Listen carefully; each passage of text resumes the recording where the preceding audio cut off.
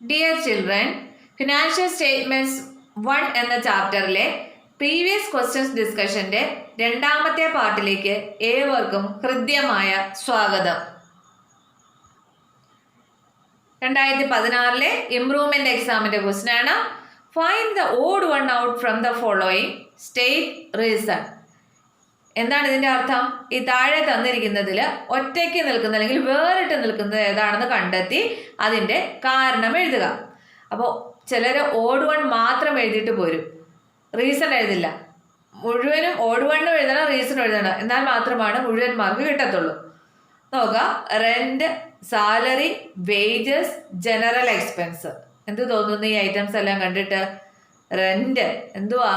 Indirect expense ആണ്. Salary indirect expense ആണ്. Wages direct expense ആണ്. അത് ട്രേഡിംഗ് അക്കൗണ്ടിൽ എഴുതുന്നതാണ് അല്ലേ. ജനറൽ എക്സ്പെൻസ് എന്ന് പറയുന്നതും ഇൻഡയറക്റ്റ് എക്സ്പെൻസ് ആണ്. അപ്പൊ അതിൽ ഓഡ് വൺ ഏതാണ്? വേജസ് ആണ്. അപ്പൊ ആൻസർ എഴുതണം വേജസ്. കാരണം എന്താ? വേജസ് ഡയറക്റ്റ് എക്സ്പെൻസ് ആണ്, അതേഴ്സ് ആറ് ഇൻഡയറക്റ്റ് എക്സ്പെൻസ്. അല്ലെങ്കിൽ വേജ് എന്ന് പറയുന്നത് ട്രേഡിംഗ് അക്കൗണ്ടിലാണ് കാണിക്കേണ്ടത്. ബാക്കിയുള്ളതെല്ലാം എവിടെയാണ്? പ്രോഫിറ്റ് ആൻഡ് ലോസ് അക്കൗണ്ടിൽ ഡെബിറ്റ് ചെയ്യേണ്ട ഐറ്റമാണ്. Next, Beena started business with the following: cash ₹20,000, building ₹1 lakh, bank balance ₹10,000, furniture 8,000, debtors 3,000.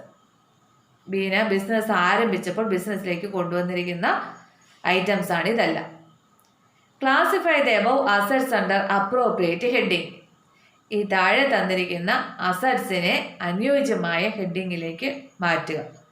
അതായത് ഇതെല്ലാം അസറ്റ്സ് ആണ്. അപ്പോൾ അസറ്റ്സിന്റെ ക്ലാസിഫിക്കേഷൻ എഴുതാനാണ് നമ്മോട് ആവശ്യപ്പെട്ടിരിക്കുന്നത്. അപ്പോൾ ഒന്ന് പറഞ്ഞേ, ഇവിടെ എന്തൊക്കെ അസറ്റ്സ് ഉണ്ട്? നോക്കിക്കേ, ക്യാഷ്. ക്യാഷ് എന്ന് പറയുന്നത് എന്ത് അസറ്റാണ്?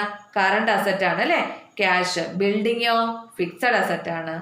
പിന്നെ ബാങ്ക് ബാലൻസോ അതും current അസറ്റാണ്.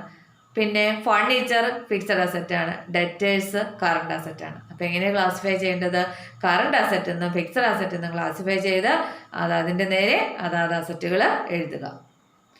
Next, B ascertain hair capital. അവളുടെ ക്യാപിറ്റൽ എത്രയാണെന്ന് കാൽക്കുലേറ്റ് ചെയ്ത് എഴുതുക. നോക്കിക്കേ, Beena started business with the following. Beena business ആരംഭിച്ച ദിവസം കൊണ്ടുവന്നിട്ടുള്ളതാണ്. അപ്പം ഇത് മുഴുവനും അവളുടെ എന്ത് തന്നെയാണ്? ക്യാപിറ്റൽ ആണ് അല്ലേ. അപ്പം എല്ലാത്തിൻ്റെയും കൂടി ടോട്ടൽ ഇപ്പം ബിസിനസ് ആരംഭിച്ച ദിവസം കൊണ്ടുവന്നിട്ടുള്ളതാണ്. അതെല്ലാമാണ് എന്തെന്ന് പറയുന്നത്? ക്യാപിറ്റൽ എന്ന് പറയുന്നത്. Cash plus bank plus debtors plus building plus furniture, എല്ലാത്തിൻ്റെയും total 1,41,000. C, arrange them in the order of permanence by adding an intangible asset of your choice. ഇവയെ പെർമനൻസിൻ്റെ ഓർഡറിൽ അറേഞ്ച് ചെയ്യുക. അസറ്റ്സും ലയബിലിറ്റീസും രണ്ട് രീതിയിൽ അറേഞ്ച് ചെയ്യാം. പെർമനൻസിൻ്റെ ഓർഡറിൽ, ലിക്വിഡിറ്റിയുടെ ഓർഡറിൽ. ഇവിടെ പെർമനൻസിൻ്റെ ഓർഡറിൽ അറേഞ്ച് ചെയ്യാനാണ് ആവശ്യപ്പെട്ടിരിക്കുന്നത്. കൂടാതെ അതിൻ്റെ ഒപ്പം ഒരു ഇൻടാഞ്ചിബിൾ അസറ്റ് നിങ്ങളുടെ ഇഷ്ടത്തിന് ആഡ് ചെയ്യാനും പറഞ്ഞിട്ടുണ്ട്. അപ്പോൾ അത് നമ്മൾ എഴുതണം. അപ്പോൾ ഇവിടെ നമുക്ക് പെർമനൻസിൻ്റെ ഓർഡർ എന്ന് പറയുമ്പോൾ ഏറ്റവും പെർമനൻറ്റ് അസറ്റാണ് നമ്മൾ ആദ്യം എഴുതേണ്ടത്, പെർമനൻസിൻ്റെ ഓർഡർ എന്ന് പറയുമ്പോൾ. അപ്പോൾ അങ്ങനെ എഴുതുമ്പോൾ ഒരു ഇൻടാഞ്ചിബിൾ അസറ്റ് എഴുതാൻ പറഞ്ഞിട്ടുണ്ട്. നമുക്കറിയാം മോസ്റ്റ് പെർമനൻറ്റ് അസറ്റ് എന്ന് പറയുന്നത് ഏതാണ്? ഗുഡ്വില്ലാണ്. അപ്പം പെർമനൻസിൻ്റെ ഓർഡറിൽ എഴുതുമ്പോൾ ഏതാദ്യം എഴുതണം? ഗുഡ്വിൽ ആദ്യം എഴുതണം. പിന്നെ പെർമനൻ്റ് ആയിട്ടുള്ള അസറ്റ് എന്ന് പറയുന്നത് ബിൽഡിംഗ് ആണ്, പിന്നെ ഫർണിച്ചർ, പിന്നെയാണ് ഡെറ്റേഴ്സ്, ബാങ്ക്, ക്യാഷ്. ഏറ്റവും അവസാനം മോസ്റ്റ് ലിക്വിഡ് അസറ്റ് വേണം എഴുതാൻ. ഏറ്റവും ആദ്യം മോസ്റ്റ് പെർമനൻ്റ് അസറ്റ് എഴുതണം, ലിക്വിഡ് പെർമനൻസിൻ്റെ ഓർഡറിൽ എഴുതാനാണ് പറയുന്നതെങ്കിൽ. അപ്പോൾ ഇതൊരു വെറൈറ്റി ക്വസ്റ്റൻ ആണ്, നോട്ട് ചെയ്ത് വെക്കുക കേട്ടോ. Next, the information given below is extracted from ABC stores during the year 2013-14. Purchase ഉണ്ട്, ഓപ്പണിംഗ് സ്റ്റോക്ക് ഉണ്ട്, ക്ലോസിംഗ് സ്റ്റോക്ക് ഉണ്ട്, ഗ്രോസ് പ്രോഫിറ്റ് ഉണ്ട്, വേജസ് ഉണ്ട്. Find the sales during the year. ആ വർഷത്തെ സെയിൽസ് കണ്ടുപിടിക്കാനാണ് പറഞ്ഞിരിക്കുന്നത്. ഒന്നുകിൽ നമുക്ക് ഇക്വേഷൻ ഇട്ട് കണ്ടുപിടിക്കാം, അല്ലെങ്കിൽ അതിലും വളരെ എളുപ്പത്തിൽ നമുക്ക് ട്രേഡിംഗ് അക്കൗണ്ട് തയ്യാറാക്കി കണ്ടുപിടിക്കാം. ഇപ്പോൾ ട്രേഡിംഗ് അക്കൗണ്ടിൽ സെയിൽസ് ഒഴികെ ബാക്കിയുള്ള എല്ലാ ഐറ്റംസും ഇതിനകത്ത് തന്നിട്ടുണ്ട്. അപ്പോൾ തന്നിട്ടുള്ള ഐറ്റംസ് എല്ലാം എഴുതുക.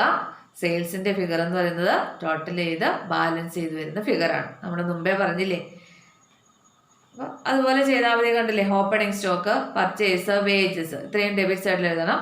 ക്രെഡിറ്റ് സൈഡിൽ വരുന്നതെന്ന് പറയുന്നത് സെയിൽസും ക്ലോസിംഗ് സ്റ്റോക്കും ആണല്ലോ. അപ്പോൾ ക്ലോസിംഗ് സ്റ്റോക്കിൻ്റെ എമൗണ്ട് ഇവിടെ തന്നിട്ടുണ്ട്. അപ്പോൾ ടോട്ടൽ ചെയ്യുക. ഡെബിറ്റ് സൈഡിലെ എല്ലാ ഐറ്റംസും ഉണ്ട്. അപ്പോൾ ഡെബിറ്റ് സൈഡ് ആദ്യം ടോട്ടൽ ചെയ്യുക, അതേ എമൗണ്ട് ഇങ്ങോട്ട് എഴുതുക. അതിൽ നിന്ന് ക്ലോസിംഗ് സ്റ്റോക്ക് കുറച്ചെന്നാലും ബാക്കി വരുന്നതെന്ന് പറയുന്നത് ബാലൻസിങ് ഫിഗർ, BF കൊടുത്തിരിക്കുന്ന ബാലൻസിങ് ഫിഗറാണ്. അതെന്ന് പറയുന്നത് എന്തായിരിക്കും? സെയിൽസ് ആയിരിക്കും. വളരെ ഈസി ആയിട്ട് നമുക്ക് ട്രേഡിംഗ് അക്കൗണ്ട് ഉപയോഗിച്ച് നമുക്ക് കണ്ടുപിടിക്കാം. അപ്പോൾ തെറ്റാതെ ഇരിക്കുകയും ചെയ്തോളൂ. അപ്പോൾ ഈ ഒരു മെത്തേഡ് ഫോളോ ചെയ്യുക കേട്ടോ. Next question, gross profit is computed using which of the following formula. താഴെ കുറേ ഫോർമുലാസ് തന്നിരിക്കുന്നു. ഇതിൽ ഗ്രോസ് പ്രോഫിറ്റ് കാൽക്കുലേറ്റ് ചെയ്യാനുള്ള ഫോർമുല ഏതാണെന്ന് നമുക്കറിയാം. ഗ്രോസ് പ്രോഫിറ്റ് എന്ന് പറഞ്ഞാൽ എന്താണ്? Sales minus cost of sales ആണ് അല്ലേ. അപ്പോൾ ഇതാണ് ഫസ്റ്റ് ആണ് ആൻസർ എന്ന് പറയുന്നത്, ബാക്കിയൊന്നും അല്ല. Next question, from the following details calculate net profit. താഴെ തന്നിരിക്കുന്ന ഡീറ്റെയിൽസിൽ നിന്നും നെറ്റ് പ്രോഫിറ്റ് കാൽക്കുലേറ്റ് ചെയ്യാനാണ് പറഞ്ഞിരിക്കുന്നത്. ടോട്ടൽ സെയിൽസ് തന്നിട്ടുണ്ട്, സെയിൽസ് റിട്ടേൺസ് തന്നിട്ടുണ്ട്, കോസ്റ്റ് ഓഫ് സെയിൽസ് തന്നിട്ടുണ്ട്, ഇൻഡയറക്റ്റ് എക്സ്പെൻസും തന്നിട്ടുണ്ട്. ഇത്രയും ഇൻഫോർമേഷൻസ് ആണ് നമുക്ക് തന്നിരിക്കുന്നത്. അപ്പോൾ എങ്ങനെ നെറ്റ് പ്രോഫിറ്റ് കാൽക്കുലേറ്റ് ചെയ്യണം? ആലോചിച്ച് നോക്കിക്കേ. നെറ്റ് പ്രോഫിറ്റ് എന്ന് പറഞ്ഞാൽ എന്താ? നമ്മൾ പ്രോഫിറ്റ് ആൻഡ് ലോസ് അക്കൗണ്ടിൽ നിന്ന് കിട്ടുന്ന റിസൾട്ട് ആണല്ലോ നെറ്റ് പ്രോഫിറ്റ് എന്ന് പറയുന്നത്. അതെങ്ങനെയാണ് വരുന്നത്? അതായത് ഗ്രോസ് പ്രോഫിറ്റിൻ്റെ കൂടെ ഇൻഡയറക്റ്റ് ഇൻകംസ് എല്ലാം ആഡ് ചെയ്യുകയും അതിൽ നിന്ന് ഇൻഡയറക്റ്റ് എക്സ്പെൻസ് ഡിഡക്റ്റ് ചെയ്യുമ്പോൾ കിട്ടുന്നതാണല്ലോ നെറ്റ് പ്രോഫിറ്റ് എന്ന് പറയുന്നത്. അങ്ങനെയല്ലേ പ്രോഫിറ്റ് ആൻഡ് ലോസ് അക്കൗണ്ടിൽ വരുന്നത്. നമ്മൾ ചെയ്യുന്നത് ഗ്രോസ് പ്രോഫിറ്റിനെ നമ്മൾ ട്രേഡിംഗ് അക്കൗണ്ടിൽ നിന്ന് ബ്രോട്ട് ഡൗൺ ചെയ്യുന്നു. പിന്നെ എല്ലാ ഇൻഡയറക്റ്റ് എക്സ്പെൻസുകളും ഡെബിറ്റ് സൈഡിൽ, ഇൻഡയറക്റ്റ് ഇൻകം ക്രെഡിറ്റ് സൈഡിൽ എഴുതുന്നു അല്ലേ. അപ്പം ഗ്രോസ് പ്രോഫിറ്റിൻ്റെ കൂടെ മറ്റ് അതർ ഇൻകംസ്, അതായത് ഇൻഡയറക്റ്റ് ഇൻകംസ് ആഡ് ചെയ്ത് ഇൻഡയറക്റ്റ് എക്സ്പെൻസ് ഡിഡക്റ്റ് ചെയ്യുമ്പോൾ കിട്ടുന്ന റിസൾട്ടാണ് നെറ്റ് പ്രോഫിറ്റ് എന്ന് പറയുന്നത്. ഇനി അങ്ങനെയാണെങ്കിൽ ഇവിടെ നമുക്ക് ഗ്രോസ് പ്രോഫിറ്റ് ഡയറക്റ്റ് തന്നിട്ടില്ല, പക്ഷെ അത് കണ്ടുപിടിക്കാനുള്ള ഇൻഫോർമേഷൻസ് എല്ലാം തന്നിട്ടുണ്ട്. നമുക്കറിയാം ഗ്രോസ് പ്രോഫിറ്റ് എന്ന് പറഞ്ഞാൽ എന്താണ്? നെറ്റ് സെയിൽസിൽ നിന്ന് cost of goods sold deduct ചെയ്യുന്നതാണ്. അപ്പോൾ അതെല്ലാം ഇവിടെ തന്നിട്ടുണ്ട്. നെറ്റ് സെയിൽസ് എന്ന് പറഞ്ഞാൽ അറിയാം, സെയിൽസിൽ നിന്ന് സെയിൽസ് റിട്ടേൺ ഡിഡക്റ്റ് ചെയ്യുന്നതാണ്. ഇവിടെ സെയിൽസ് എന്ന് പറഞ്ഞാൽ 1,20,000 ആണ്, സെയിൽസ് റിട്ടേൺ എന്ന് പറഞ്ഞാൽ 6,000 ആണ്. അത് ഡിഡക്റ്റ് ചെയ്യുന്നു. പിന്നെ അതിൽ നിന്ന് cost of goods sold cost of goods sold നമുക്ക് തന്നിട്ടുണ്ട്. എത്രയാണ്? 80,000 ആണ്. അത്രയും ഡിഡക്റ്റ് ചെയ്യുമ്പോൾ കിട്ടുന്നതാണ് ഗ്രോസ് പ്രോഫിറ്റ്, അതായത് 34,000 വരും. ഇനി നമുക്ക് നെറ്റ് പ്രോഫിറ്റ് കാൽക്കുലേറ്റ് ചെയ്യാമല്ലോ. നെറ്റ് പ്രോഫിറ്റ് എന്ന് പറഞ്ഞാൽ ഗ്രോസ് പ്രോഫിറ്റിൻ്റെ കൂടെ അതർ ഇൻകംസ്, അതായത് ഇൻഡയറക്റ്റ് ഇൻകംസ് ഉണ്ടെങ്കിൽ ആഡ് ചെയ്യണം. ഇൻഡയറക്റ്റ് ഇൻകംസ് ആഡ് ചെയ്യണം, ഇൻഡയറക്റ്റ് എക്സ്പെൻസ് ഡിഡക്റ്റ് ചെയ്യണം. ഇപ്പം ഇൻഡയറക്റ്റ് ഇൻകം എന്ന് പറയുന്നത് ഇതിനകത്ത് പ്രത്യേകിച്ചൊന്നും തന്നിട്ടില്ല, പക്ഷെ ഒരു ഇൻഡയറക്റ്റ് എക്സ്പെൻസ് കിടപ്പുണ്ട് 5,500. അപ്പോൾ ഈ ഗ്രോസ് പ്രോഫിറ്റിൽ നിന്ന് ഇൻഡയറക്റ്റ് എക്സ്പെൻസ് ആയ 5,500 ഡിഡക്റ്റ് ചെയ്യുമ്പോൾ കിട്ടുന്നതാണ് നെറ്റ് പ്രോഫിറ്റ് എന്ന് പറയുന്നത്. Clear? Next, calculate the amount of operating profit from the following. താഴെ തന്നിരിക്കുന്ന ഇൻഫോർമേഷനിൽ നിന്നും ഓപ്പറേറ്റിംഗ് പ്രോഫിറ്റ് കണ്ടുപിടിക്കാനാണ് പറഞ്ഞിരിക്കുന്നത്. അപ്പോൾ നമുക്ക് എന്താണ് ഓപ്പറേറ്റിംഗ് പ്രോഫിറ്റ് എന്ന് ഗ്രാഹ്യം ഉണ്ടാവണം. നേരത്തെ ഞാൻ പറഞ്ഞു തന്നിട്ടുണ്ട്, പക്ഷേ ഇവിടെ നമ്മൾ വേറൊരു രീതിയിലാണ് കാൽക്കുലേറ്റ് ചെയ്യുന്നത്. കാരണം അതിനുള്ള ഇൻഫോർമേഷൻസ് ആണ് നമുക്ക് തന്നിരിക്കുന്നത്. എന്താ ഓപ്പറേറ്റിംഗ് പ്രോഫിറ്റ് എന്ന് പറഞ്ഞാൽ? It is the excess of operating revenue over operating expense. അതായത് ഓപ്പറേറ്റിംഗ് എക്സ്പെൻസിനേക്കാൾ കൂടുതൽ ഓപ്പറേറ്റിംഗ് റവന്യൂ വരുമ്പോഴാണല്ലോ ഓപ്പറേറ്റിംഗ് പ്രോഫിറ്റ് കിട്ടുന്നത്. അതായത് ഓപ്പറേറ്റിംഗ് റവന്യൂ എന്നുകൊണ്ട് ഉദ്ദേശിക്കുന്നത് ഏത് തന്നെയാണ്? ഗ്രോസ് പ്രോഫിറ്റ് ആണ്. അപ്പോൾ ഇവിടെ നമുക്ക് ഓപ്പറേറ്റിംഗ് പ്രോഫിറ്റ് എന്ന് പറയുമ്പോൾ നമുക്ക് ഈ ഒരു ഇക്വേഷൻ വഴി നമുക്ക് കണ്ടുപിടിക്കാം. അതായത് gross profit minus operating expense. Gross profit കാണാനുള്ള കാര്യങ്ങളൊക്കെ നമുക്ക് ഇതിൽ തന്നിട്ടുണ്ട്. നമുക്കറിയാം ഗ്രോസ് പ്രോഫിറ്റ് എന്ന് പറഞ്ഞാൽ net sales minus cost of goods sold ആണ്. അപ്പോൾ ഇവിടെ സെയിൽസ് ലെസ് റിട്ടേൺസ് തന്നിട്ടുണ്ട് 1,30,000. അതിൽ നിന്ന് കോസ്റ്റ് ഓഫ് ഗുഡ്സ് സോൾഡും തന്നിട്ടുണ്ട്. അത് ഡിഡക്റ്റ് ചെയ്യുമ്പോൾ കിട്ടുന്നത് 50,000 ആണ് ഗ്രോസ് പ്രോഫിറ്റ് എന്ന് പറയുന്നത്. ഇനി അങ്ങനെയാണെങ്കിൽ നമുക്ക് ഓപ്പറേറ്റിംഗ് പ്രോഫിറ്റ് കാൽക്കുലേറ്റ് ചെയ്യാമല്ലോ. ഗ്രോസ് പ്രോഫിറ്റിൽ നിന്ന് ഓപ്പറേറ്റിംഗ് എക്സ്പെൻസ് ഡിഡക്റ്റ് ചെയ്താൽ മതി. അപ്പോൾ ഈ തന്നിരിക്കുന്നതിൽ ഒരു ഓപ്പറേറ്റിംഗ് എക്സ്പെൻസ് ഉണ്ട്. ഏതാണ്? Administration expense. അതെന്ന് പറയുന്നത് ഓപ്പറേറ്റിംഗ് എക്സ്പെൻസ് ആണ്, അത് ഡിഡക്റ്റ് ചെയ്യണം. Loss on sale of furniture deduct ചെയ്തേക്കരുത്. കാരണം എന്താ, ഇതൊരു അൺയൂഷ്വൽ ലോസ് അല്ലേ, സാധാരണ അല്ലെങ്കിൽ ഒരു നോർമൽ ലോസ് അല്ലേ. അതെന്ന് പറയുന്നത് നോൺ ഓപ്പറേറ്റിംഗ് ലോസ് ആണ് കേട്ടോ. അപ്പം ഇത് ഡിഡക്റ്റ് ചെയ്ത് ഈ അഡ്മിനിസ്ട്രേഷൻ എക്സ്പെൻസ്, ഇതെന്ന് പറയുന്നത് ബിസിനസിന്റെ പ്രവർത്തനത്തോടനുബന്ധിച്ച് വരുന്ന ചിലവാണ്. അപ്പം അതുകൊണ്ട് ഓപ്പറേറ്റിംഗ് എക്സ്പെൻസ് എന്ന് പറയുന്നത് അഡ്മിനിസ്ട്രേഷൻ എക്സ്പെൻസ് മാത്രമേ ഉള്ളൂ. അപ്പം അത് ഡിഡക്റ്റ് ചെയ്ത് കിട്ടുന്ന എമൗണ്ടായ 25,000 ആണ് ഓപ്പറേറ്റിംഗ് പ്രോഫിറ്റ് എന്ന് പറയുന്നത്. Clear? Next question. A firm had purchased goods worth rupees 70,000 and it had an opening stock for rupees 10,000. It sold a portion of goods for rupees 75,000 at a gross profit of 20%. Find out its closing stock. ഇവിടെ closing stock കണ്ടുപിടിക്കാനാണ് പറഞ്ഞിരിക്കുന്നത്. അപ്പം നമുക്ക് രണ്ട് രീതിയിൽ കണ്ടുപിടിക്കാം. Equation ഉപയോഗിച്ച് കണ്ടുപിടിക്കാം, അല്ലെങ്കിൽ ട്രേഡിംഗ് അക്കൗണ്ട് വരച്ചിട്ട് നമുക്ക് കണ്ടുപിടിക്കാം. അതായത് ക്ലോസിംഗ് സ്റ്റോക്ക് ഒഴികെ ബാക്കി എല്ലാ എമൗണ്ടുകളും നമുക്ക് തന്നിട്ടുണ്ട്. അപ്പോൾ അതുകൊണ്ട് അത് നമ്മൾ ട്രേഡിംഗ് അക്കൗണ്ടിലേക്ക് അപ്ലൈ ചെയ്ത് കഴിയുമ്പോൾ ബാലൻസിങ് ഫിഗറായിട്ട് വരുന്ന എമൗണ്ട് ആയിരിക്കും ക്ലോസിംഗ് സ്റ്റോക്ക് എന്ന് പറയുന്നത്. ക്ലിയർ? നമുക്ക് ട്രേഡിംഗ് അക്കൗണ്ട് വരച്ച് കണ്ടുപിടിക്കാം. അതാണ് എളുപ്പത്തിലും തെറ്റാതെ നമുക്ക് വേഗം ഒന്ന് ചെയ്യാം. അപ്പോൾ ഇവിടെ നോക്കിക്കേ, ട്രേഡിംഗ് അക്കൗണ്ടിലേക്ക് എഴുതാനുള്ള ഐറ്റംസ് ഒന്ന് ഓപ്പണിംഗ് സ്റ്റോക്ക് ഉണ്ട്. Opening stock 10,000. പിന്നെ പർച്ചേസസ് തന്നിട്ടുണ്ട്. Purchased goods worth rupees 70,000 അതെഴുതി. പിന്നെ സോൾഡ്, അപ്പോൾ സെയിൽസിൻ്റെ ഫിഗർ തന്നിട്ടുണ്ട് 75,000. നോക്കിക്കേ, ഗ്രോസ് പ്രോഫിറ്റിൻ്റെ പെർസെൻറ്റേജ് തന്നിട്ടുണ്ട്. അതായത് sold A portion of goods for rupees 75,000 at a gross profit of 20%. അപ്പം ഗ്രോസ് പ്രോഫിറ്റ് എന്ന് പറയുന്നത് എന്താ, ഈ സെയിൽസിൻ്റെ 20% അല്ലേ. അപ്പം നമുക്കത് കാൽക്കുലേറ്റ് ചെയ്യാമല്ലോ. സെയിൽസ് എന്ന് പറയുന്നത് 75,000 ആണ്. അപ്പോൾ 75,000 ഇൻറ്റു 20/100. അപ്പം ഗ്രോസ് പ്രോഫിറ്റ് എന്ന് പറയുന്നത് 15,000 കിട്ടും. നമുക്കറിയാം ഗ്രോസ് പ്രോഫിറ്റ് ട്രേഡിംഗ് അക്കൗണ്ടിൻ്റെ ഡെബിറ്റ് സൈഡിലാണ് നമ്മൾ എഴുതുന്നത്. റോഡ് ഡൗൺ ചെയ്യുമ്പോഴാണ് ക്രെഡിറ്റ് സൈഡിൽ വരുന്നത്. അപ്പോൾ ഗ്രോസ് പ്രോഫിറ്റും എഴുതി. ഇപ്പം ഡെബിറ്റ് സൈഡിലെ എല്ലാ ഐറ്റവും കിട്ടി. ഇനി എന്ത് ചെയ്യുക, ഡെബിറ്റ് സൈഡ് ടോട്ടൽ ചെയ്യുക, അത് തന്നെ ഇപ്പുറത്തോട്ട് എഴുതുക. അതിൽ നിന്ന് സെയിൽസിൻ്റെ എമൗണ്ട് തന്നിട്ടുണ്ട്, അത് കുറച്ചിട്ട് ബാക്കി വരുന്ന ബാലൻസിങ് ഫിഗർ, ഈ ബാലൻസിങ് ഫിഗർ എന്ന് പറയുന്നത് എന്തായിരിക്കും, ക്ലോസിങ് സ്റ്റോക്ക് ആയിരിക്കും. കണ്ടല്ലോ. അപ്പോൾ ഏത് ഐറ്റവും ബാക്കി എല്ലാ കൂട്ടവും തന്നിട്ട് ഇങ്ങനെ ഏതെങ്കിലും ഒരു ഐറ്റം ട്രേഡിംഗ് അക്കൗണ്ടിലെ കണ്ടുപിടിക്കാൻ തന്നിട്ടുണ്ടെങ്കിൽ ഈ രീതിയിൽ ചെയ്യുക. തന്നിട്ടുള്ള എല്ലാ ഐറ്റംസും കൃത്യമായിട്ട് ഡെബിറ്റിലോട്ടും ക്രെഡിറ്റിലോട്ടും എഴുതേണ്ടത് കൃത്യമായിട്ട് എഴുതിയിട്ട് ടോട്ടൽ ചെയ്യുക. ഏത് സൈഡിലാണ് എല്ലാ ഐറ്റവും ഉള്ള ആ ടോട്ടൽ അപ്പുറത്തോട്ട് എഴുതുക, ബാലൻസ് ചെയ്യുക. ബാലൻസിങ് ഫിഗർ ആയിരിക്കും ആ മിസ്സിങ് ഐറ്റത്തിൻ്റെ വാല്യൂ എന്ന് പറയുന്നത്. Okay. Next, balance sheet is a dash. Balance sheet എന്താണ്, റിയൽ അക്കൗണ്ട് ആണോ, നോമിനൽ അക്കൗണ്ട് ആണോ, ഫിനാൻഷ്യൽ സ്റ്റേറ്റ്മെൻ്റ് ആണോ? ബാലൻസ് ഷീറ്റ് അക്കൗണ്ട് ആണോ? അല്ല. അതെന്ന് പറയുന്നത് എന്താണ്, ഫിനാൻഷ്യൽ സ്റ്റേറ്റ്മെൻ്റ് ആണ് കേട്ടോ. Next, sales equals cost of goods sold plus profit. ഈ ഇക്വേഷൻ ശരിയാണ്, ട്രൂ ഓർ ഫോൾസ്, ശരിയാണോ തെറ്റാണോ എന്ന് നമുക്കറിയാം. ഇത് ശരിയാണ്. Next, sales are equal to dash. ഏതിനോട് തുല്യമാണെന്ന് ഇവിടെ ബ്രാക്കറ്റിൽ ഓപ്ഷൻസ് കൊടുത്തിട്ടുണ്ട്. നമുക്കറിയാം സെയിൽസ് എന്ന് പറഞ്ഞാൽ എന്താണ്, cost of goods sold plus profit ആണ് അല്ലേ. അപ്പോൾ ഇതാണ് ശരിയാണ്. Next, help Raju for finding out the gross profit from the following information for the year ended 31st March 2005.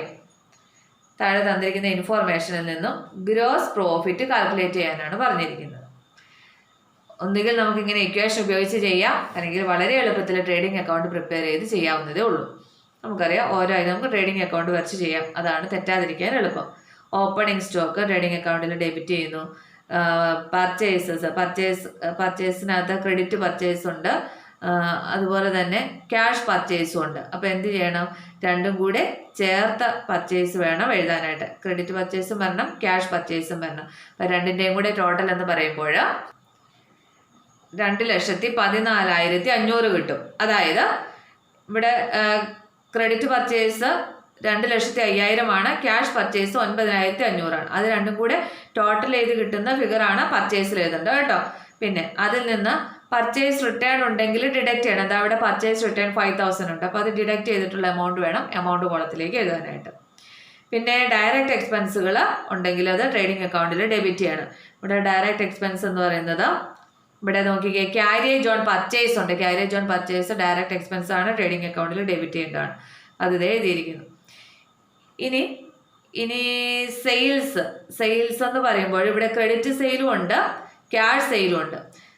Credit sale 3,35,000 ആണ്, ക്യാഷ് സെയിൽ എന്ന് പറയുന്നത് 65,000 ആണ്. അപ്പോൾ അതിൻ്റെ രണ്ടിൻ്റെയും കൂടെ ടോട്ടൽ 40 lakh അത് വേണം നമ്മൾ ഇവിടെ എഴുതാനായിട്ട്. 40 lakh അല്ല, 4 lakh കേട്ടോ. 3 ലക്ഷത്തി അല്ലേ, 3,35,000 65,000 കൂടെ ചേരുമ്പോൾ 4 lakh. അപ്പോൾ 4 lakh അതിൽ നിന്ന് ഇവിടെ സെയിൽസ് റിട്ടേൺ 10,000 ഉണ്ട്. അപ്പോൾ അത് ഡിഡക്റ്റ് ചെയ്തിട്ടുള്ള എമൗണ്ട് വേണം എമൗണ്ട് കോളത്തിലേക്ക് എഴുതാനായിട്ട്. അപ്പോൾ 3,90,000 വരും. പിന്നെ എന്താ ഉള്ളത്, ക്ലോസിംഗ് സ്റ്റോക്ക് ഉണ്ട്. ക്ലോസിംഗ് സ്റ്റോക്ക് ട്രേഡിംഗ് അക്കൗണ്ടിൽ ക്രെഡിറ്റ് ചെയ്യേണ്ട ഐറ്റമാണ്. അത്രേ ഉള്ളൂ. ഇപ്പോൾ ടോട്ടൽ ചെയ്യുമ്പോൾ ഇവിടെ ക്രെഡിറ്റ് സൈഡാണ് കൂടുതൽ, 4,15,000 അത് തന്നെ ഇങ്ങോട്ടും എഴുതിയിരിക്കുന്നു. അതിൽ നിന്ന് ഇത്രയും ഡിഡക്റ്റ് ചെയ്യുമ്പോൾ കിട്ടുന്നതാണ് ഗ്രോസ് പ്രോഫിറ്റ് എന്ന് പറയുന്നത്.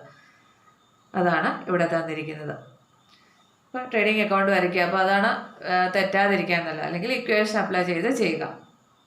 Next, Mr. Ahmad provides the following information. Help him to find out the gross profit made during the year 2008. ഇവിടെ ഗ്രോസ് പ്രോഫിറ്റ് കണ്ടുപിടിക്കാനാണ് ആവശ്യമായ ഇൻഫോർമേഷൻസ് ഒക്കെ തന്നിട്ടുണ്ട്. ഏറ്റവും എളുപ്പത്തിൽ ട്രേഡിംഗ് അക്കൗണ്ട് വരച്ചു കഴിഞ്ഞാൽ നമുക്ക് ഗ്രോസ് പ്രോഫിറ്റ് കിട്ടും. ഓപ്പണിംഗ് സ്റ്റോക്ക് ട്രേഡിംഗ് അക്കൗണ്ടിൽ ഡെബിറ്റ് ചെയ്യുന്നു. പിന്നെ എന്താ, പർച്ചേസസ് ഉണ്ട് അല്ലേ, പർച്ചേസസ് ഇവിടെ റിട്ടേൺ ഒന്നും തന്നിട്ടില്ല. അപ്പം നെറ്റ് പർച്ചേസ് ആണ് തന്നിരിക്കുന്നത് 2 lakh. പിന്നെ ഇവിടെ എന്താ തന്നിരിക്കുന്നത്, എന്താ ഡയറക്റ്റ് ട്രേഡ് അക്കൗണ്ട് എന്ന് വെച്ചാൽ അതെന്താണ്, ട്രേഡിംഗ് അക്കൗണ്ടിൽ വരേണ്ടതാണ്. ഡയറക്റ്റ് ട്രേഡ് അക്കൗണ്ട് അത് ട്രേഡിംഗ് അക്കൗണ്ടിൽ ഡെബിറ്റ് ചെയ്യേണ്ട ഐറ്റമാണ്. പിന്നെ സെയിൽസ് ഉണ്ട്, ക്രെഡിറ്റ് ചെയ്യുന്നു ക്രെഡിറ്റ് സൈഡിൽ.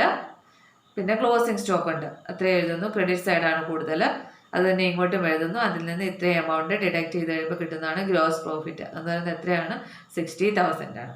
അപ്പോൾ നമ്മൾ ഇത്രയും ക്വസ്റ്റ്യൻസ് ഡിസ്കസ് ചെയ്തതിൽ കണ്ട ഒരു പ്രത്യേകത, ഈ ഒരു മോഡൽ ക്വസ്റ്റ്യൻ മിക്കവാറും വർഷങ്ങളിൽ റിപ്പീറ്റ് ചെയ്ത് ചോദിച്ചിട്ടുള്ളതാണ്. വളരെ എളുപ്പമാണ്. അതുകൊണ്ട് കൃത്യമായിട്ട് തെറ്റിക്കാതെ ചെയ്യുക. ഒന്നുകിൽ ഇക്വേഷൻ അപ്ലൈ ചെയ്യുക, അല്ലെങ്കിൽ ഇതുപോലെ ട്രേഡിംഗ് അക്കൗണ്ട് വരച്ചിട്ട് ഗ്രോസ് പ്രോഫിറ്റ് കണ്ടെത്തുക. അപ്പോൾ ഇതോടുകൂടി ഈ ചാപ്റ്ററിൻ്റെ previous question section discussion session ഇവിടെ എൻഡ് ചെയ്യുകയാണ്. എല്ലാവർക്കും മനസ്സിലായി കാണുമെന്ന് കരുതുന്നു. ഇന്നത്തെ ക്ലാസ്സിൽ ഇത്രയും മതി. Okay, thank U.